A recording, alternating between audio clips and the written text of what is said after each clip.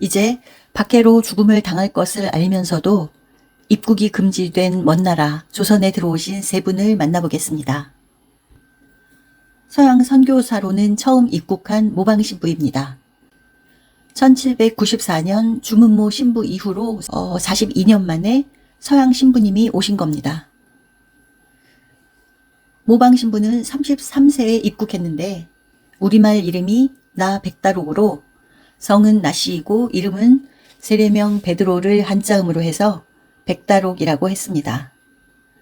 프랑스 노르망디 지방 작은 시골 마을에서 태어나 사제서품을 받고 파리 외방전교회에 입회해서 28세에 사천 대목구로 발령을 받고 가다가 4년여 만에 한양에 도착했습니다.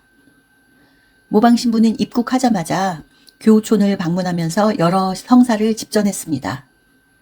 새 서양인 신부가 들어왔다는 소식을 듣고 신자들이 모여들었는데 이는 신자 자신들이나 선교사가 박해로 세상을 떠날 수도 있으니 천당에 가려면 서둘러서 성사를 받아야겠다고 생각했기 때문입니다. 그래서 모방신부는 조선말을 배울 여유가 없었습니다. 그래도 중국어와 한자는 어느 정도 알고 있어서 한자로 고해성사를 집전했습니다. 모방신부는 또 성직자 양성을 가장 시급하게 여겨서 신학생을 선발해서 마카오 신학교로 파견합니다. 모방신부의 가장 중요한 공헌입니다. 15세 소년 최항업 최방제를 2월 3월에 선발하고 동갑 김대건 안드레아를 7월에 선발해서 간단한 라틴어 등 기초를 교육합니다. 그리고는 그해 겨울 중국으로 돌아가는 파치피코 신부와 함께 변문을 통해서 마카오로 보냅니다. 파치피코 신부는 세 소년이 마카오에 무사히 도착하도록 8개월간 돕습니다. 이때 변문까지 함께 간 정하상 조신철 등은 변문에서 샤스탕 신부를 만나서 37년 1월 15일 함께 한양에 도착합니다. 비밀리에 이동하고 만나고 꼭 첩보 영화를 보는 것 같습니다. 그런데 한국 천주교회사 초판 2권을 보면은 브리게르 주교가 유고를 대비해서 모방신부를 대목구장 직무대행으로 임명했다는 내용이 있습니다. 그럴듯하고 드라마틱합니다. 하지만 이 책의 공동저자 조현범 연구원은 책 발행 뒤 다른 논문에서 이런 서한은 발견되지 않았고 이미 조선대목구 설정 소칙서 자체에 지금 당장 조선왕국을 북경교구로부터 완전히 독립한 대목구로 설정한다고 선포하고 있다.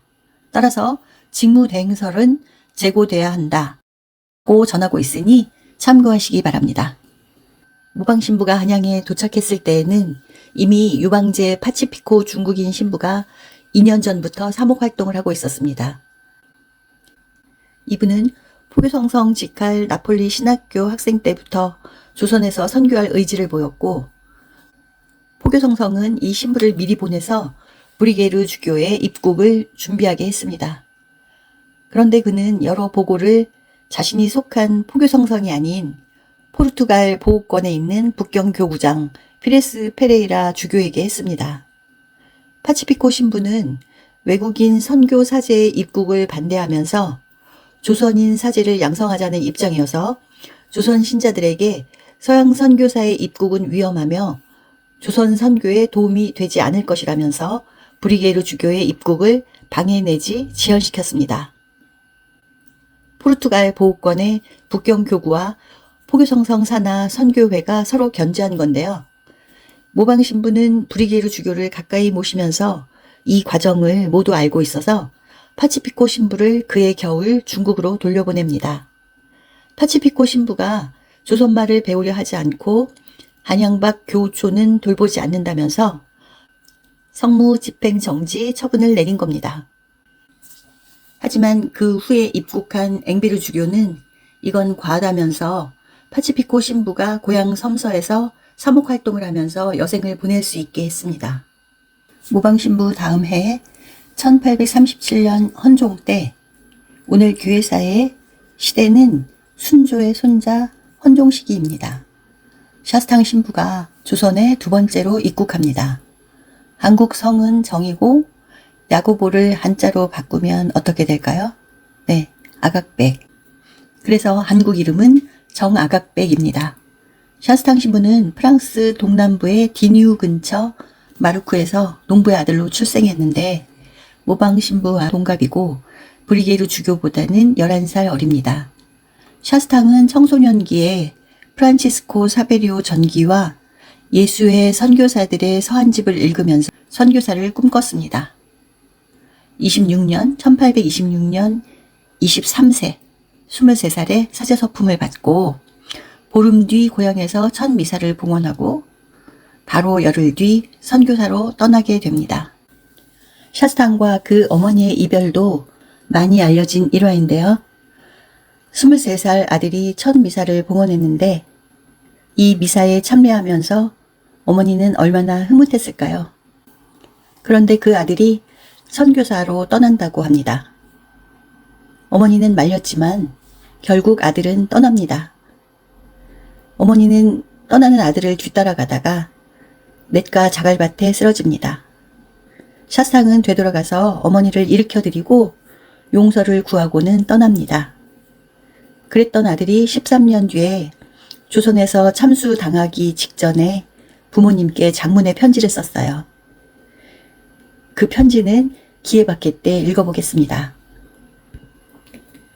샤스탕은 이런 여정을 거쳐서 복건성, 요동, 베이징을 거쳐서 산동에서 사목을 하다가 2년 뒤 모방신부로부터 입국하라는 서한을 받고 바로 가려다가 핑크색 선입니다. 모방신부가 권하는 육로로 이동합니다. 만주 심양을 지나서 국경지대 변문에서 조선 신자들과 신학생 그리고 파치피코 신부 일행과 만났습니다. 어린 신학생들을 마카오로 가게 조치한 후에 50km 황무지를 걷고 압록강을 건너서 역시 상복으로 변장하고 의주를 통과해서 1837년 1월 15일 한양에 도착합니다. 그리고는 3년 만에 모방신부와 재회합니다. 선교사들의 이런 여정을 들여다보면은 모두들 우연히 입국한 게 아니라 주님의 뜻 안에서 본인들의 의지가 강했음을 알 수 있습니다. 모방신부는 사천으로 들어가다가 조선을 택했고 샤스탕 신부도 주교께 의사를 표현했고 마카오, 산동 등에서 진로를 다시 선택할 기회가 있었는데도 꿋꿋하게 조선 선교를 택했습니다. 샤스탕 신부는 2개월간 조선어 교육을 받은 후에 다시 2개월간 100명의 신자들에게 고해성사를 베풉니다. 부활절을 보내고 샤스탕 신부와 모방 신부는 각자 3개월간 성사 집전 여행을 떠났습니다. 조정의 공식적 박해가 잠잠할 때여서 활동 지역을 충청도와 강원도 서부로 넓혀갔습니다. 그런데 샤스탕 신부는 이 여행이 힘들었다고 회고합니다. 길도 험한 데다 신자들이 많이 모여들었고 게다가 수십 년 만에 처음으로 고해성사를 받는 신자들을 대하느라 힘들었습니다. 다니면서 교촌 실태를 조사했습니다. 유방제 신부는 신자 수를 2만 명으로 보고했었는데 실제로 조사해보니 6천여 명이었습니다. 그런데 7월에 샤스탕 신부는 한양에 머물러 있고 모방 신부는 교촌을 방문하려고 길을 떠났는데 모방 신부가 심하게 피로하고 열이 났습니다. 입국 때부터 쌓인 피로가 몰려왔던 것 같아요. 모방 신부는 그래도 무리하면서 여행을 계속합니다. 그러다가 4일 만에 병세가 극도로 위중해져서 가까스로 한양에 돌아와서 샤스탕 신부에게 종부 성사를 받기도 했습니다. 다행히 기적적으로 회복됐지만 10월 말까지는 휴식을 취해야 할 정도로 심각했습니다. 샤스탕 신부는 또 일본의 선교사를 파견하려는 엥베르 주교의 뜻에 따라서 전교 회장을 부산포 외관에 보냈습니다. 200년 전 에도 막부에게 박해를 받은 일본을 다시 선교하려고 타진했던 겁니다. 이 사진은 샤스탕 신부의 고향에 있는 마르쿠 성당의 스테인드 글라스입니다. 샤스탕은 이 성당에서 태어난 지 3일째 날 유아 세례를 받았고 사제 서품을 받고 첫 미사를 봉헌했습니다. 그리고는 순교해서 성인 품에 오른 뒤 한복을 입은 모습으로 스테인드 글라스에 그려졌습니다. 아름답고 안타깝고 그렇죠?